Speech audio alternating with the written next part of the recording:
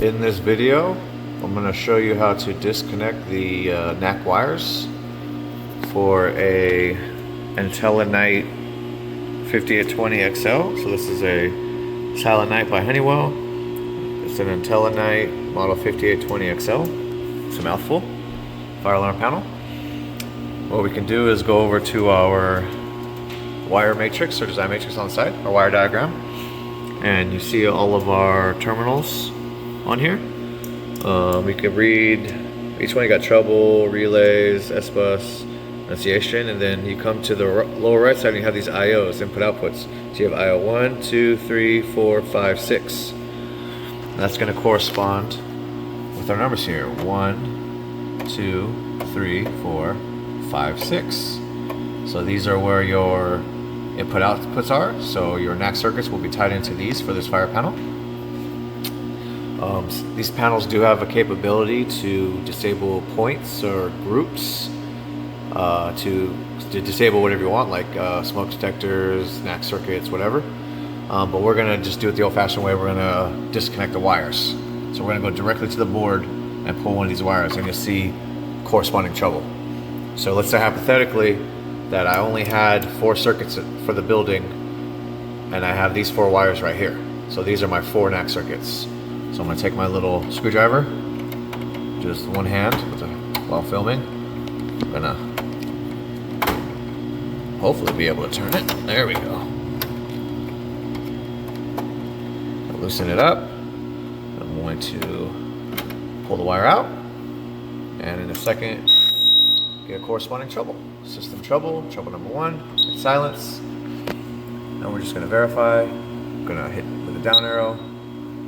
It says module 34 circuit 4, and it's a trouble notification. So I've now disconnected the circuit, and you have a red and black pair for all these. So as long as you disconnect one of the pairs, you will disrupt the circuit, which means that circuit will no longer work. So if you activate an alarm with like a smoke detector, pull station or something, it won't activate the horns and strobes.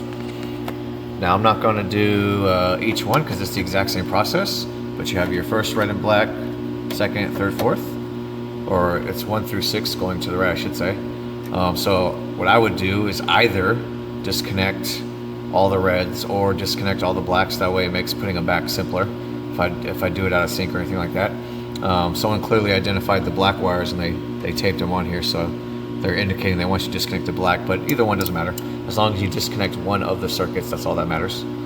And then the 5th and 6th IOs, I don't know if you can see on there the writing, they have a wire strap on them, so they're not being utilized. Maybe that helps. See, probably not. Trying to see if this lighting, this board's kind of faded, so it's not really helping much.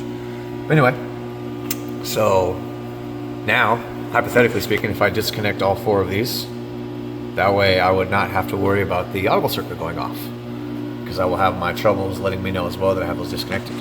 So now let's say we completed our test. It's at the end of the day, and we want to put the system back. We're going to make sure we clear our alarms, so we have no red light, no alarms on the panel.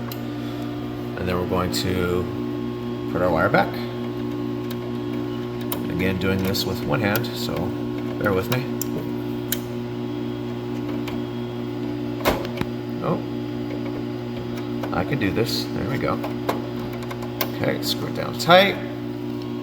Give it a little tug. Make sure it's in there. And then go to our panel. So our trouble lights are cleared. This is the old message, so I'm just going to back out. And here we go, system all normal.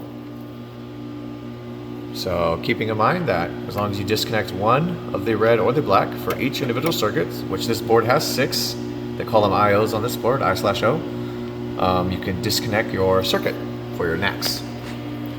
And that is how you disconnect the NAC circuits for the IntelliKnight 5820XL. It's a Silent Night by Honeywell fire alarm panel.